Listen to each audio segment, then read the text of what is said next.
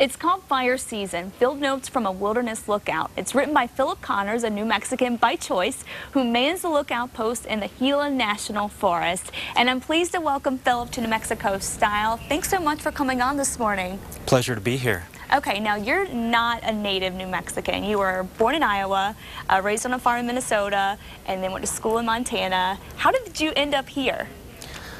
Well, I ended up in New Mexico. I did have some family connections here prior to my moving here, but in 2002 I got a call from a friend of mine who was a lookout in the Gila. And at the time I was a copy editor at the Wall Street Journal in Lower Manhattan, about as far away from a lookout in the Gila as you can imagine. And she invited me to come visit her there on vacation, which I did. While I was there, I talked myself into her job. Okay. Tell me about that job. What is your job as a lookout? My job as a lookout is to keep watch over about 500,000 acres of national forest in the Gila and some surrounding BLM and private lands, and let the world know as soon as I see a smoke, so decisions can be made about how to either fight it or manage it. Okay. That's the main thing I do. Well, it sounds like an interesting job, and then you kind of put the two together. You said you're a copy editor before, so you had some writing experience, and now you've kind of put the two together and have written this book. So tell us about that. Yeah, well, I have a lot of time there because there isn't a fire every single day all day long. So you have to find other ways to entertain yourself if you're a lookout miles from a road with no telephone, internet connection, television. So I do a lot of writing. And I wrote for years while I was there, and the result was this store of raw material that became the raw material for the book. Okay, yeah, and I've actually got to read some of the book last night. Now tell us and the viewers a little bit about this book, how it came about, and give us a glimpse of what it's about. Well, it's a couple of things. It's in part a story of what it's like to live alone in the woods, in the wilderness in the 21st century, an experience that many of us don't get to have. Right. It's also, in a way, a biography of place, because the Gila is a very special place. It's the first area in the world that became a designated wilderness. Right. Roadless, off limits to industrial and mechanized machines. And it's also a place that has burned on a regular basis for many, many years, thousands of years. Yeah, fire's a big, big deal there, and it's beautifully written, by the way. The book, just you feel like you're right there in it. But in the book, you also talk about a couple of fires, the Mason fire and also the Diamond fire, and we have some video of that. Can you tell us what it was like to see those fires burning from the lookout? Well, it's always, in its way, beautiful, especially when you know that it doesn't threaten somebody's home or property. Wilderness fire is an amazing spectacle.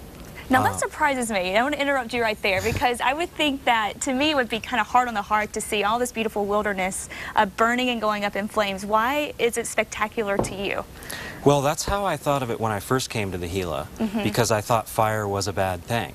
And what I realized over a decade of sitting in my tower was that fire is actually a force for renewal and creative regrowth as much as it is destruction in the forest. And a place like the Gila has burned over and over, sometimes twice a decade in some parts of the forest for thousands of years.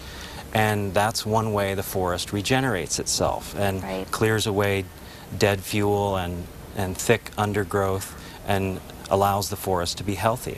And these two fires were started by Mother Nature herself. Lightning is what caused those fires, right? Both of those fires, yes, were started by lightning in May of 2009. And the Diamond fire, I think, ultimately burned 23,000 acres or something like that. The Mason about 8,000, so they were pretty big fires. Yeah, now what is the scale as far as how large the Gila National Forest is? How much of that was burned? You know, they sound like huge fires. It does, it sounds 23,000 acres, when you think an acre is the size of a football field. But the Gila is 3.3 million acres. Okay. So these fires touched a very, very tiny percentage of the total forest as a whole. Now, what would you like to tell our viewers about fire season? Obviously, we're in fire season right now. We're dealing with a really windy today. What's something that you would like to convey to the viewers about fires in the National Forest? Well, first of all, that we live in a fire-prone landscape. All of our best efforts, unless we pave it all, this place is going to burn. So given that, and given that we're in a drought now, the major thing to think about as a homeowner, a property owner, is defensible space around your property. We saw a big fire in Silver City, my hometown, in early March, and a dozen homes were burned, but the fire burned around many homes without damaging them. And the major thing we saw was that if you had a wood pile, say, stacked up against your trailer, that became a source of combustion, and fuel. And basically. fuel, yeah, exactly. So you want to defend your home and try to get things that are fireproof around your house to kind of absolutely. Try to limit the flammable fuels around your property. Okay, now getting back to this book, you're on a book tour right now, and it's also a fundraiser for the New Mexico Wilderness Alliance. So tell us a little bit about this. Yeah, I'm on an 18-city book tour, which is sort of ironic given that I've written a book largely about solitude. But yeah, I'm in Albuquerque today and tomorrow. I'm giving a reading at Bookworks this evening, and then tomorrow doing a fundraiser for the New Mexico Wilderness Alliance. That's right, you're the keynote speaker there, and that's at noon tomorrow at Artichoke Cafe. And tickets for that are $25, and if you'd like to go, just call 344-8139 for reservations. Well, good luck on the book tour. Beautifully written book, love it. Good luck with that as well. Thanks so much for coming in. Thanks, it was a pleasure.